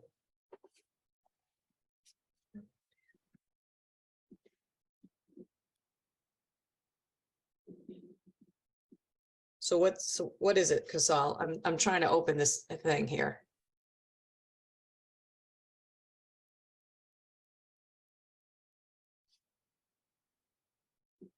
I don't know why this is so slow. About a 1% increase.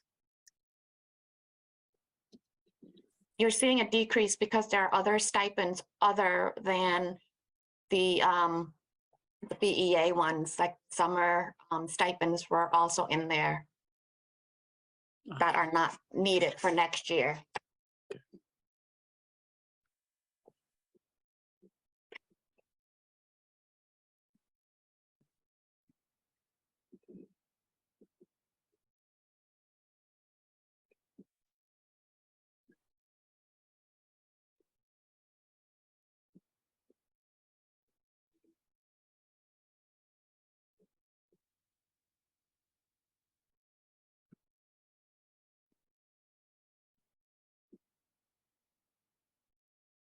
It's a $5 a point increase.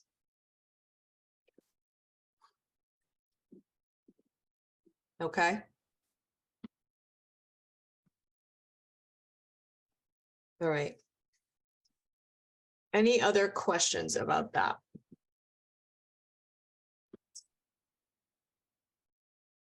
Any other questions at all? Chris? I'd just like to share a few observations. First of all, I want to thank you, Kristen, Casal, and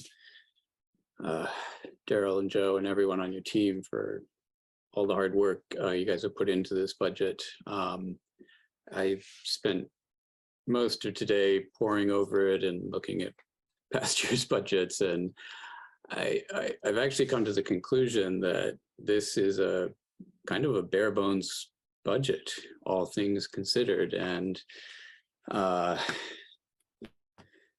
I have a few brief observations. First is that we are not alone in feeling some budget pain this year. I read just last week that Manchester is proposing to cut 37 positions, including 15 teachers, and is still looking at a 4.38% increase. Vernon is proposing to cut 16 staff and is still looking at a 4.5% increase. Ellington just approved a 4.89% increase. South Windsor's proposed an 8% increase. Tolland is proposing to cut positions and still have almost a 6% increase. It's just like that across the board, it seems, at least in this area. I think I think everyone has noticed that, and as you pointed out, 3 items account for $955,000 of your $1.043 million increase. Special education up 310,000. It's not something we can reduce. I thought it was interesting that the proportion of the budget occupied by special education has almost doubled with this budget, gone from about 2.1% of last year's budget to 3.9% of this year's budget. Cost of salaries up 289,000, contractually driven. The only way to reduce that is if we reduce staff. Cost of health insurance up 356,000. We have very little control over that. Our only hope, it seems, is that the final increase comes in lower than what you budgeted. But even if it does, and it sounds like there may be some hope there, we're probably only talking about a reduction of maybe 100, 150,000 if we're really lucky. All of that together means that there's really no significant way to reduce the proposed budget, because when you add all those things up, you're left with $88,000 in increases. And even if we completely wiped that out, we'd still be looking at a 6.3% increase. Correct. And couldn't fix a thing that breaks at that point. Right. So, you know, to get the sort of increases that we've become used to seeing in your budget proposals, which is, you know, sub 3%, we would have to cut a minimum of about $590,000 from your proposal. Mhm. And I can only see one way of doing that. A little bit about inflation. You mentioned at some point I don't know if it was in the budget or the Q&A, that regional inflation was 6.1% for calendar year 2022. So I think that what that means is that the bulk of the 6.88% proposed increase is simply trying to stay at parity with the current budget. Correct. And if adjusted for inflation, the proposed budget really only represents a 0.78% increase in spending. Correct. I was curious to see what our education budget has done. And I only have data going back to fiscal year 2013. So I plugged our budget number that year, which was 12.86 million, into the Consumer Price Index inflation calculator to find out, you know, what is the equivalent today. 12.86 million in FY13 would be the equivalent of 16.66 million in December 2022. That's 1.3 million higher than our current year's budget, and is still less than your proposed FY24 budget. So in inflation adjusted terms, our Board of Ed budget has not kept pace with inflation over the last 10 years. And our current year's budget is about 9% below what it would have been if our budgets had kept pace with inflation. Mhm. The other thing I went back and looked at was, you know, what has the Board of Finance and Bolton voters, what have they done to our budget proposals over the last 10, 11 years? The average cut during that period was 223,500 and change. The largest increase approved in the last 11 cycles was for a 3.47% budget in FY21. And if you recall, that was the year that the budget did not go to referendum. It was approved by the Board of Finance. If you exclude that year from the last 11 years, the average budget increase for the Board of Ed has only been 1.53%. That's what Board of Finance and the town has. Well, the town. That's the final approved referendum budget. Correct. Right. That is the average. I did the same spreadsheet. Oh, okay. So, you know, from all of this, the only conclusion I can come to is that we can only make significant reductions to this budget proposal if we look at staff cuts. Correct. And I think that as we move forward, we need to make that clear to the Board of Finance, to the voters, And furthermore, I think that I want to urge the board to consider asking the superintendent to prepare some scenarios ahead of our budget discussions with the Board of Finance and with the town. Because I think given the scope of potential cuts that we could be looking at, just based on the last 10 years of history, and how our budgets have been received and what's happened to them, I don't think we can go into this sort of discussion without being able to lay out some very clear scenarios. You know, this is what it means if we cut our budget proposal by $250,000, by $500,000, by $750,000. And I don't mean, you know, I'm not thinking that you need to at this point say, well, we would cut this particular staff person or this program or whatnot, but I think it needs to be laid out how many teacher positions, or just in some general numbers, and whether you base that on, you know, the average teacher salary or some other metric, but something that we can use to show people that the ramifications of cutting this budget significantly to the point that the town is used to is going to have potentially a detrimental impact on the school system.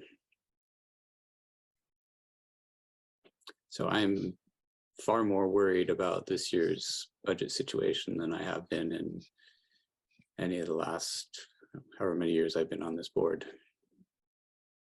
So am I. And I thank you for that analysis. And to your point, this is a maintenance only budget. The only place to go with this budget is programs and people. After school activities. That's it. And I'm very concerned if the public does not show up to support this budget, what will happen to our school system?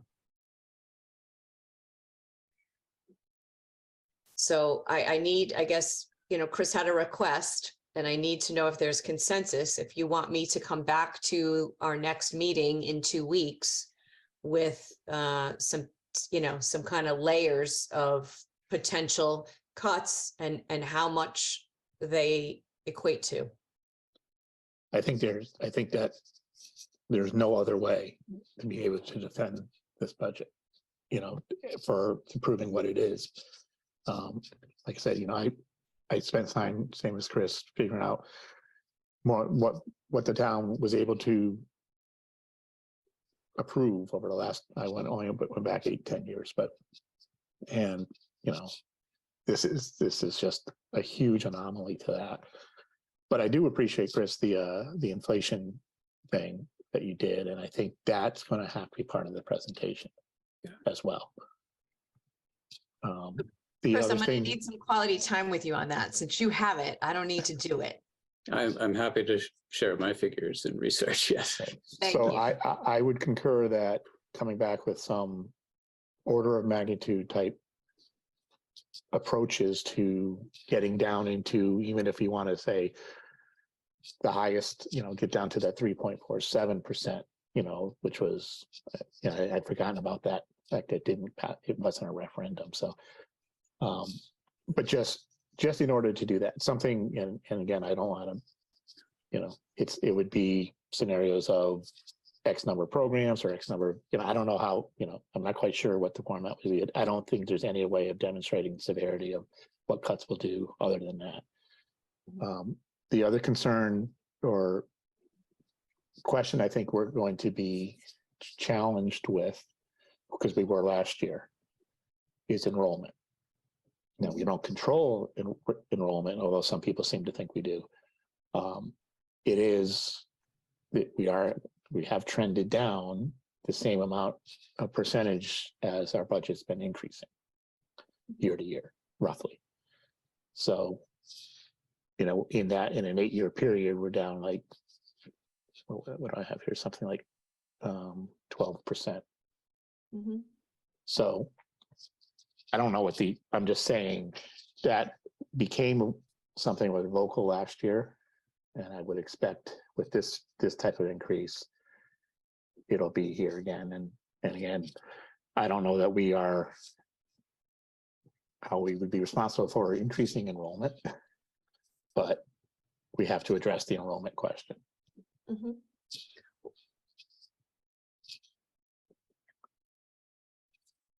Looks like things are think some- steady for a while, projecting that? out over. It looks like from the the current things, the class sizes seem to be fairly fairly constant now. There's not that fluctuation, but Correct. and Columbia seems to be recovering after the next couple of years as well. Correct. Yep. And, you can look statewide, and that's Oh, I exception absolutely. of a couple of towns, one in which I happen to live in. and- Yes, that's true. Right? And Ellington being the other, that has happened across the state, right? There was this, we had a population increase, and then we've seen a decrease over the last decade. The thing of it is, though, and this is, I think, hard for people to wrap their heads around. Let's say we're 12 kids less one year over another, but that's spread out over the whole district. That's not like a whole class. Do you know what I mean? Oh, yeah, that's absolutely. Yeah. maybe one kid in Spanish and 2 kids in English, right? That doesn't equate to a teacher or a position. It just doesn't. It doesn't work that way. But that's got to be part of a prepared response, I think. Yeah, Yep. it should be an answer how we would answer that question. And maybe that's really what it is. Percentages don't really apply like a lot of the things we do when we talk about assessments and stuff like that, because 1 or 2 students is a percentage. So Correct. Yep. 100%. And to your point, it is leveled out. right. So is it everybody's, I've heard from Scott and Chris about the want to have me create some levels for you to be able to see at the next meeting. Is that what everybody's looking for? I agree with that, and I Yeah, I want agree. to, I think it would be a good idea. What was that, Rhea? I just said I agree with that, and I want to thank Chris and Scott for, taking the time to put all that information together.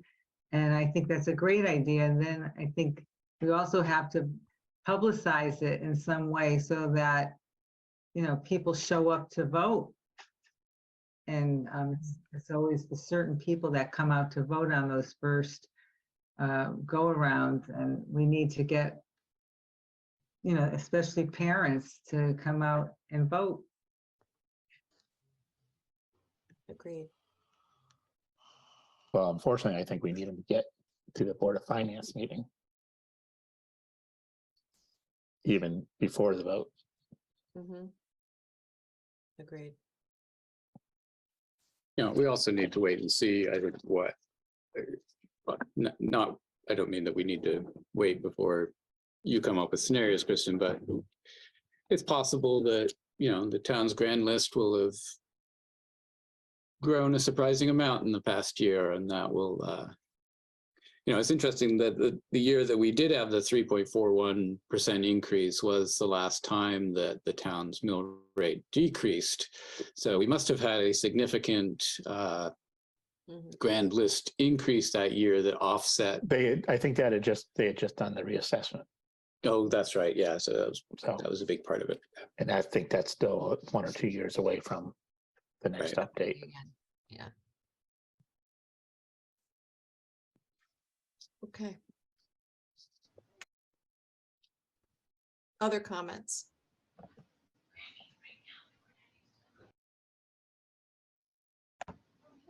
I just want to say, Chris, thank you very much. There's a lot of useful, very good information in there. I really like the idea of the inflation figure being included in the presentation.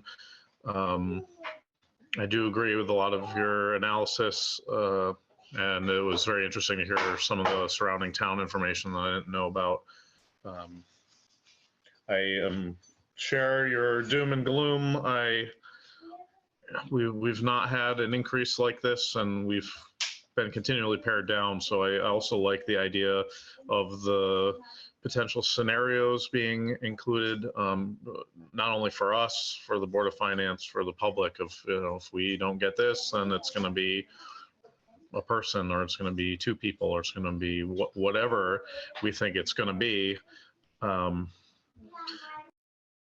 for the enrollment, one thought that I've had, I mean, we really can't control it except for hopefully attracting more Columbia students in the future, but the open, sorry, I had to yell at my children to be quiet. I've been wondering if we should open up some more choice seats, and that's maybe something to think about in the next 2 weeks. We've literally been begged to open more seats. There could be increased funding that comes with these seats. We've also heard brushback about the lack of diversity in town, which is something that this could help provide. We've been open to opening 5 and 6 seats at low grade levels for a number of years in a row, and a number of years in a row, especially because of COVID. I mean, we got basically nobody, but what we have is 2, 2, 2, 2, 4, 4, 2, 4. You know, why not maybe make some of those 2s open up a couple seats in some of the higher grades, maybe not high grades, but you know, everywhere in the elementary school to me has room for expansion. Well, with all due respect, I'm going to push back on that a little bit if I could. I hear you, which is why Joe and I had a conversation about opening 9th grade seats and more than we opened this year. But some of our numbers and some of our needs in certain grade levels dictates during the conversations that Daryl and I and Beth, or Joe, Beth and I have with regards to seats, whether or not we can really absorb more students, and if those students come with needs, what that means as well in terms of staffing and other pieces. So I hear you, but I feel like from my perspective, we did open 6 high school seats, or we'd like to, for next year. And the grades where we added other seats in the lower grades are where we feel that we can absorb more students. All right, well, I'd just rather do that than fire people or tell them that their job doesn't exist anymore. I mean, I see a grade of 46 with 2 kids in it. I see a grade of 49 with 2 kids in it. Those are 10 less on average than some of the other grades. So like maybe Well, we we'll can go back and look at it. We'll go back and look at it. Yeah, that's what I'm saying is that maybe for the next couple of weeks before our next meeting, we have that in the back of our heads as a possibility, because you know, we're going to end up having to cut anyway. This is going to be, it's going to be tough no matter what. I mean, we got this pushback about this foreign language position last year, and that's going to be pale in comparison to what we're looking at this year. And I'm just thinking, A, it addresses diversity issues that have been raised repeatedly. B, it comes with money. And C, we've been begged. I mean, I know that you've gotten the same emails as I have that say we're asking you to add more, and I appreciate that we're looking at a bigger number in grade 9, and I know that we've been hesitant in the past to add a lot of seats because, you know, we've looked at it as opening up the seats young when they can grow up together and everybody knows each other instead of, like, you know, the theoretical outsiders come in. So that was just one thought that I had, but I think that, you know, the dire consequences and the inflation numbers should definitely be put forward into our presentation that goes to the finance board. That's all, because I just, something's gonna have to give here. It's not a good, and I know it's everybody and it's everywhere, but the town, you know, you think about the voters and they're gonna come out and everyone's pocket is hurting worse than it has in their memory or recent memory, certainly. So, you know, we're fighting a lot of things here. It's gonna be very difficult. I think in the end, it's going to be difficult for everybody. It's going to be difficult for the Board of Finance. It's going to be difficult for the town, and it's going to be difficult for us because in the end, it's going to mean hard decisions. So it's unfortunate. Agreed.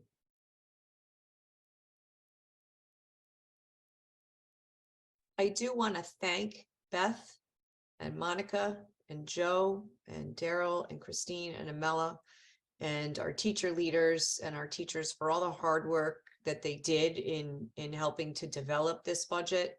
We have spent a lot of time, and I definitely want to thank Casal for the endless hours through sickness and health. It's kind of like being married, Casal and I, through sickness and health in bringing a budget forward. So I just want to thank everybody for their great work.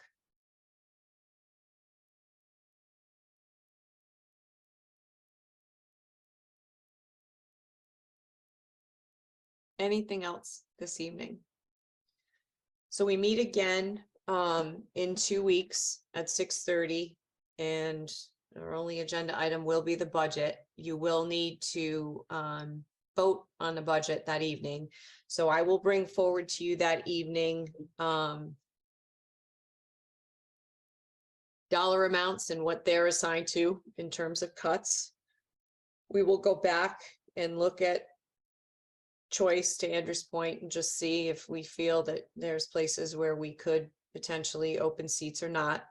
Just be mindful too, Andrew, though, that we always do get sibling requests, even in areas where we don't open seats. So we usually end up with, you know, some extra seats open that way as well.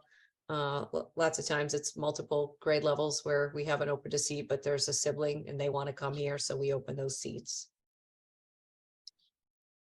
And I'm going to check on the utility truck and the plow, but I'll send you that information once I get the answer to that. Anything else?